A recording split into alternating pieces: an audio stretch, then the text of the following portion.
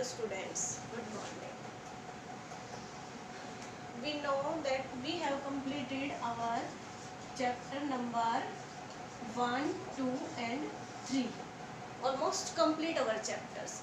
But there is some problem in chapter 2 for some students. बहुत से बच्चों को चैप्टर नंबर 2 में कुछ प्रॉब्लम्स आ रही है, इसलिए again today we are going to discuss chapter number 2 again, that is latitude and longitudes.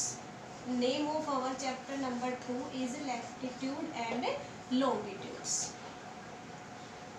Those students who have problem in the chapter number 2, I am trying to explain it again, and I hope that the doubts of the students become clear, कि सभी बच्चों के doubts हैं जो chapter number 2 को लेकर वो clear हो जाए.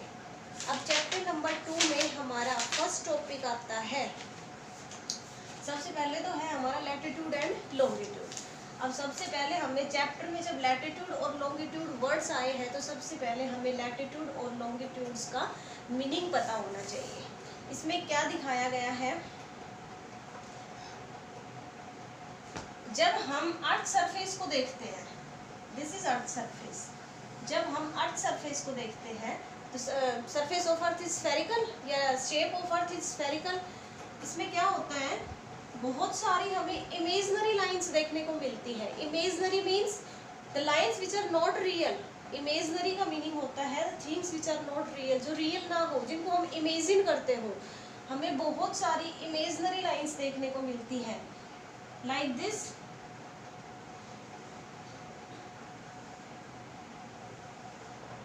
There is a thing also that the chapter number 2, complete chapter number 2 is in this diagram. वो पूरा चैप्टर इस डायग्राम में मेंशन है. ये आपको पता होना चाहिए कि एक डायग्राम में पूरा चैप्टर कवर हो रहा है. इस चैप्टर सेकंड चैप्टर जो है वो पूरा एक डायग्राम के अंदर आता है. These are the imaginary line which we see on the earth surface, जिनको हम कहाँ पर देखते हैं, अर्थ सरफेस के ऊपर देखते हैं.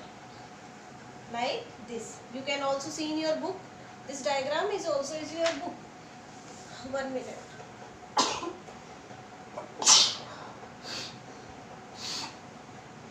अब देखो हम लेबलिंग करते हैं इनकी, फिर हम एक एक चीज को डिफाइन करेंगे. This is equator. These are longitude lines. longitude lines.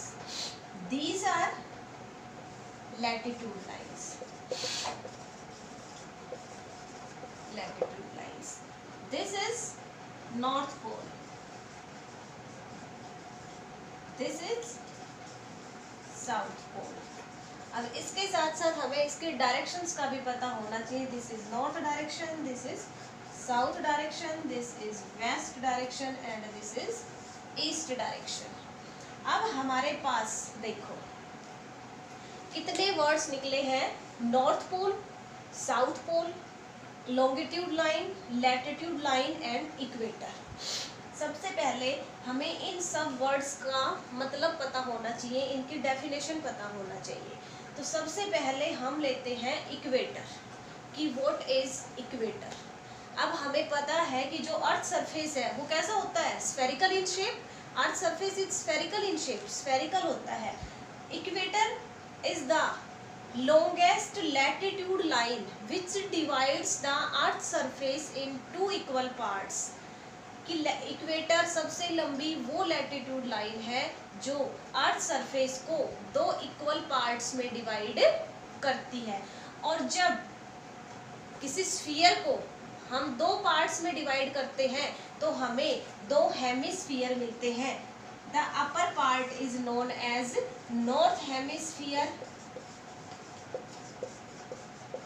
and the lower part is known as south hemisphere. कि इक्वेटर ने अर्थ सरफेस को 2 इक्वल पार्ट्स में डिवाइड किया. अब स्फीयर जब 2 पार्ट्स में डिवाइड होगा तो हमें क्या मिलेगा, हेमिस्फीयर. हेमी का मीन्स क्या होता है, हाफ. हेमी मीन्स हाफ, एक स्फीयर का आधा हिस्सा. उसको हम क्या कहेंगे, हेमिस्फीयर। इसको हमने नॉर्थ हेमिस्फीयर का नाम क्यों दिया, क्योंकि this is in the north direction, तो north hemisphere, and this is in the south direction, this is the south hemisphere. Equator clear है? Equator is the longest latitude line which divides the earth surface in 2 equal parts, is known as equator. उसके बाद आती है हमारी longitude line. अब देखो हमने longitude line कौन सी को डिनोट किया है, जो नॉर्थ डायरेक्शन से शुरू होकर कौन से डायरेक्शन में आ रही है, साउथ डायरेक्शन में। और हमने पहले ही कहा है कि these are the imaginary lines. ये कौन सी लाइन्स है, इमेजनरी लाइन्स है। तो हम लॉन्गिट्यूड लाइन्स को डिफाइन कर सकते हैं, the imaginary lines which runs towards from north direction to south direction, कि वो इमेजनरी लाइन्स जो नॉर्थ डायरेक्शन से शुरू होकर साउथ डायरेक्शन की तरफ ट्रेवल करती है, साउथ डायरेक्शन की तरफ जाती है, उनको हम क्या बोलते हैं, लॉन्गिट्यूड लाइन्स। उसके बाद आता है हमारा लैटिट्यूड लाइन्स, कि लैटिट्यूड लाइन्स क्या होती है। Latitude lines are the imaginary lines which runs from east to west direction, कि वो इमेजनरी लाइन्स जो ईस्ट डायरेक्शन से वेस्ट डायरेक्शन की तरफ ट्रेवल करती है, उनको हम कहते हैं लैटिट्यूड लाइन्स। इक्वेटर क्लियर है, लॉन्गिट्यूड क्लियर है, लैटिट्यूड क्लियर है, north hemisphere south hemisphere clear है। अब आता है हमारा नॉर्थ पोल और south pole. North pole tip of the north direction, कि नॉर्थ डायरेक्शन जहां पर सारी लॉन्गिट्यूड लाइंस एक दूसरे के साथ आकर कनेक्ट होती हैं, जुड़ती है, उस upper most tip of the earth surface is known as north pole, की अर्थ सरफेस की सबसे जो अपर मोस्ट टिप है उसको हम क्या कहेंगे, नॉर्थ पोल कहेंगे। And the lower most tip of the south या down side of the earth, की the tip of down side of the earth is known as south pole. जो पोल्स होते हैं उनके ऊपर कैसा क्लाइमेट रहता है, very cool. The climate of the poles is very cool, यहाँ पर स्नोफॉल होता है, ये एरिया पूरा हर टाइम बर्फ से कवर्ड रहता है। This area is covered with snow और ice all over the year, पूरे साल भर ये एरिया आइस से कवर रहता है। उसके अलावा जो हमारा इक्वेटर होता है वो सबसे हॉट एरिया है, सबसे हॉट लाइन होती है इक्वेटर, और इसके ऊपर जितनी भी कंट्रीज होती हैं, जितने भी प्लेसेस होते हैं इक्वेटर के ऊपर, दीज आर वेरी हॉट। वो एरिया कैसे होते हैं, बहुत गर्म होते हैं। ऐसा क्यों होता है, क्योंकि ये हमने क्लाइमेट और वेदर वाले चैप्टर में भी डिस्कस किया था कि इक्वेटर के ऊपर जब सनलाइट गिरती है तो वो वर्टिकल डायरेक्शन में गिरती है, यानी इन ए स्ट्रेट लाइन, सीधी डायरेक्शन में गिरती है, और सीधी डायरेक्शन में गिरने के कारण वो जो सनलाइट है वो स्प्रेड नहीं हो पाती, फैल नहीं पाती, और उसके स्प्रेड ना होने की वजह से जब लाइट एक ही जगह के ऊपर लगातार गिरती रहेगी वो स्प्रेड नहीं होगी, तो वो उस जगह को क्या करेगी, ज़्यादा गर्म करेगी। और यही रीज़न है कि जो इक्वेटर है वो सबसे हॉटेस्ट प्लेस में आता है, सबसे गर्म जगह में आता है। इक्वेटर से जैसे जैसे हम पोल्स की तरफ जाएंगे हमारा क्लाइमेट कैसा होता जाता है, कोल्ड कूल क्लाइमेट होता जाता है। क्यों होता जाता है, क्योंकि यहाँ पर जो सनलाइट गिरती है वो गिरकर क्या होती है, स्लैंट होती है, फिसलती है, और जब सनलाइट स्लैंट होती है तो इस एरिया के ऊपर लाइट गिरते ही अगर वो स्लैंट हो गई, फिसल गई, तो ये एरिया तो कभी गर्म होगा ही नहीं।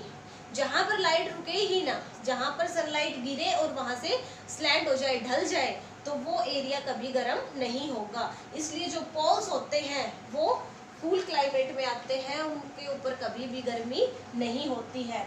तो this is clear, longitude, latitude, equator, north hemisphere, south hemisphere, north pole, south pole.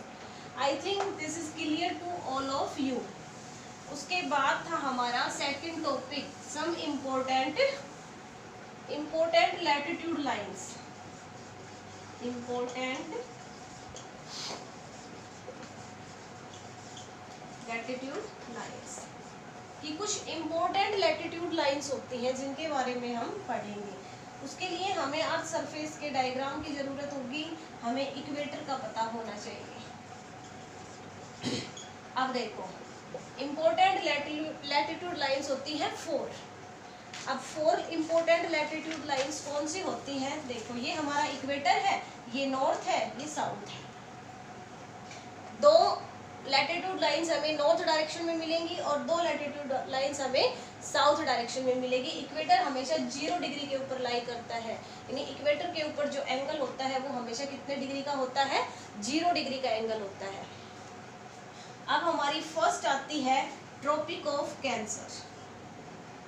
First line है ट्रॉपिक ऑफ कैंसर, और ट्रॉपिक ऑफ कैंसर के ऊपर एंगल होता है 23.5 डिग्री नॉर्थ, क्योंकि this lies in the north direction. उसके बाद आता है हमारा आर्कटिक सर्कल। आर्कटिक सर्कल के ऊपर एंगल बनता है 62.5 डिग्री नॉर्थ।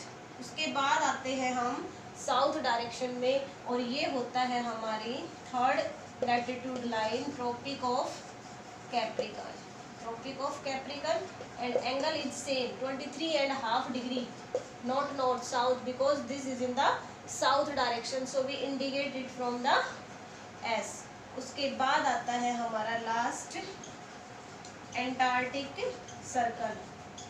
एंटार्क्टिक सर्कल का एंगल भी सेम होता है 66.5 डिग्री साउथ।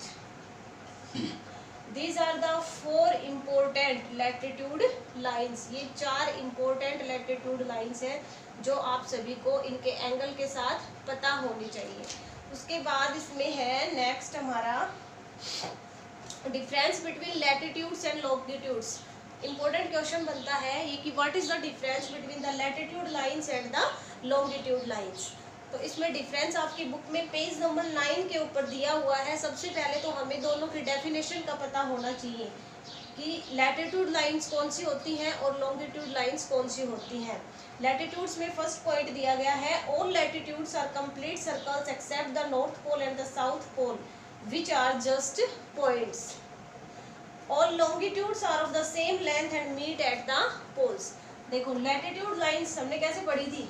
ऐसे थी लैटिट्यूड लाइंस, ऐसे थी, ये कभी मिलती नहीं है एक दूसरे के साथ। लेकिन जो लॉन्गिट्यूड लाइंस हमने पढ़ी थी वो पोल से स्टार्ट होकर, नॉर्थ पोल से स्टार्ट होकर सारी कहाँ आकर मिल रही थी? साउथ पोल के ऊपर। तो these meet at the end point of the poles, कि ये वापस नॉर्थ पोल से स्टार्ट होकर साउथ पोल के ऊपर वापस आकर एक दूसरे के साथ मिलती है। But the latitude lines never meet one another at any point. Second point है इसमें, the length of the latitudes decreases as we move from the equator towards the poles. कि लैटिट्यूड्स की जो लेंथ है वो डिक्रीज होती जाती है, लेकिन जो लॉन्गिट्यूड्स है उनकी लेंथ हमेशा सेम रहती है। All latitudes are located at an equal distance from each other. सभी लैटिट्यूड लाइंस के बीच का जो डिस्टेंस होता है वो कैसा होता है? इक्वल होता है, बराबर होता है। The distance between two longitudes is maximum at the equator। और जो longitudes होती है उनका डिस्टेंस इक्वेटर के ऊपर क्या होता है? मैक्सिमम, सबसे ज्यादा। यही है इसमें डिफरेंस में। आप अपने बुक के पेज नंबर 9 से डिफरेंस के पॉइंट्स याद कर सकते हो। उसके बाद इसमें हमारा नेक्स्ट टॉपिक था एक लोकेटिंग प्लेसेस, कि अर्थ सरफेस के ऊपर हम प्लेसेस को कैसे लोकेट कर सकते हैं। लोकेटिंग मीन्स अगर हमें किसी चीज़ की लोकेशन का पता लगाना है, किसी भी प्लेस की लोकेशन का पता लगाना है, तो हम कैसे लगाएंगे? इसमें बता रहा है कि when longitude and latitude lines intersect each other they form a network of lines called a grid. ये था हमारा अर्थ सरफेस, ये हमारा इक्वेटर था, ये थी हमारी latitude lines,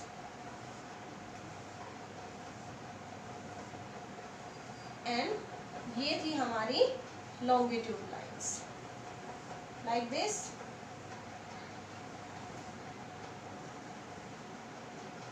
This is our longitude line, that is latitude lines, and this is equator।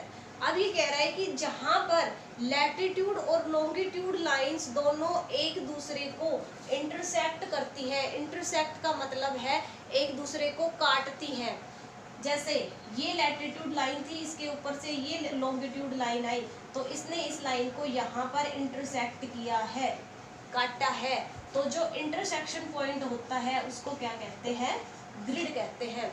तो ग्रिड की क्या डेफिनेशन बता सकते हैं हम, the point where the latitude lines and longitude lines intersect each other, they form a network of lines.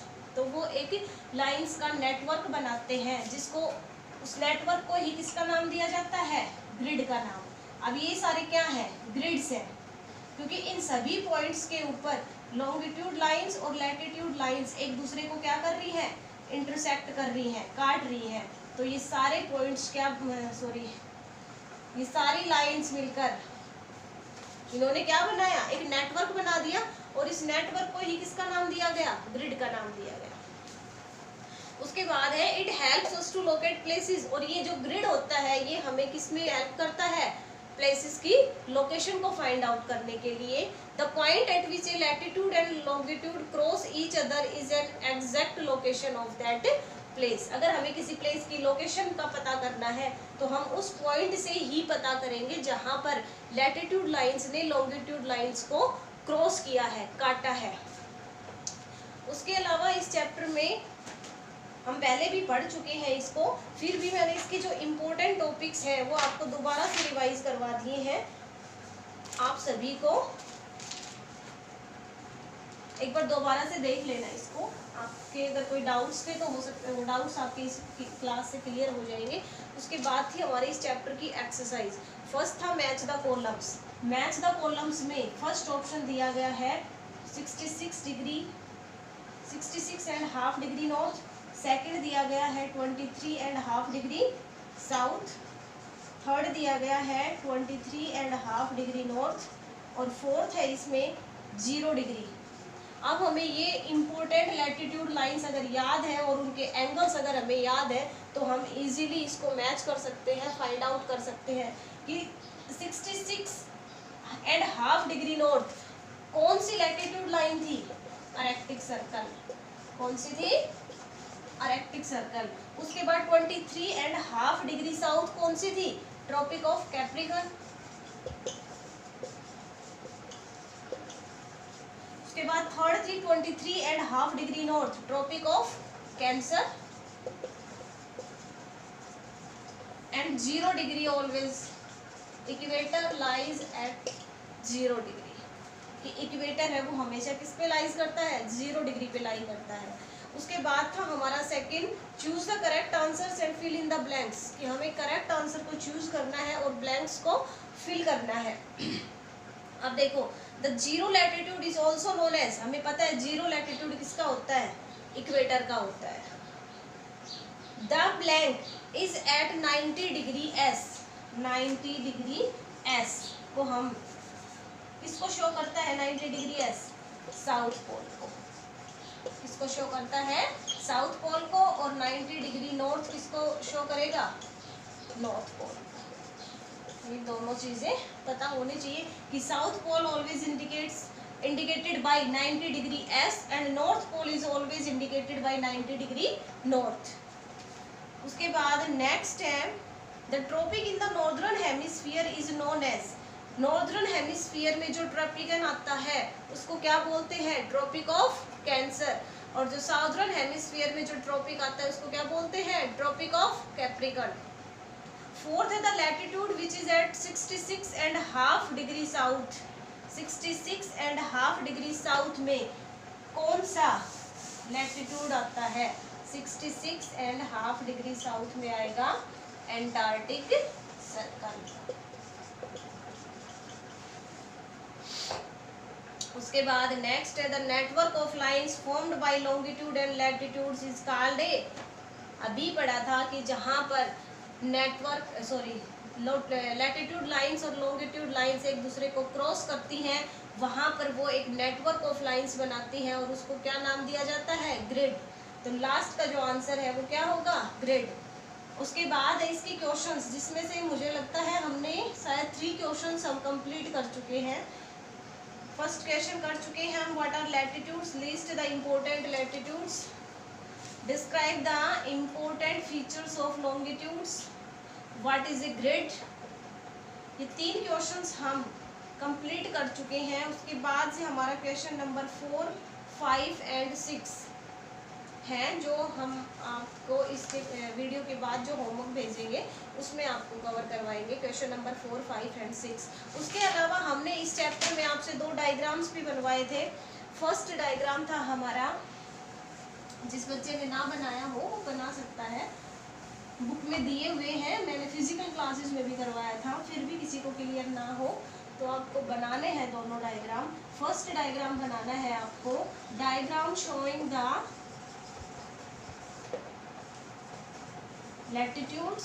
Latitude lines, longitude, equator and poles, north pole and south pole. हमने जो video के starting में जो diagram बनाया था, जिसमें हमने latitude lines define की थी, लॉन्गिट्यूड लाइंस डिफाइन की थी, इक्वेटर डिफाइन किया था, पोल्स डिफाइन किए थे, वो वाला डायग्राम आपको बनाना है। दूसरा डायग्राम आपको बनाना है इम्पोर्टेंट लैटिट्यूड्स का। हमने 4 इम्पोर्टेंट लैटिट्यूड्स पढ़े हैं, 4 इम्पोर्टेंट लैटिट्यूड्स पढ़े हैं हमने, tropic of cancer, tropic of capricorn, arctic circle and antarctic circle. और ये चारों हमने डायग्राम बना के भी आपको समझाए हैं। तो आप सभी को अपनी एक्टिविटी वर्क समझ लो, इसको डायग्राम समझ लो। चैप्टर 2 के दोनों डायग्राम्स आपकी फेयर नोटबुक में बहुत ही फेयर तरीके से बने हुए होने चाहिए। You can use single colours in your diagrams, आप अपने डायग्राम्स में सिंगल कलर्स का भी यूज कर सकते हो, but don't use sketch colors in your fair notebook. You are not allowed to use sketch color in your notebooks. You have to use only pencil colors or crayon colors. I hope chapter 2 में जिस भी बच्चे का जो भी doubt था, I hope कि इसके बाद आपके सारे डाउट्स क्लियर हो गए होंगे। उसके बाद भी if any student get any problem, किसी भी बच्चे को कोई भी प्रॉब्लम आती है, ही और she will contact me personally, वो मुझसे पर्सनली कॉन्टैक्ट कर सकता है और बता सकता है कि ma'am this topic is not clear to me, कि मेरा ये टॉपिक क्लियर नहीं हुआ। I am trying my best to explain you that your all topics remains clear, कि आपके सारे टॉपिक्स क्लियर रहे। आज की क्लास में इतना ही। इसके बाद मैं आपको होमवर्क भेजूंगी, जिसमें हम इसके बचे हुए जो क्वेश्चंस हैं वो कंप्लीट करेंगे। और आपके चैप्टर नंबर 1, 2 एंड 3 का वर्क आपकी फेयर नोटबुक्स में एक अच्छे तरीके से कंप्लीट मिलना चाहिए। Okay, thank you.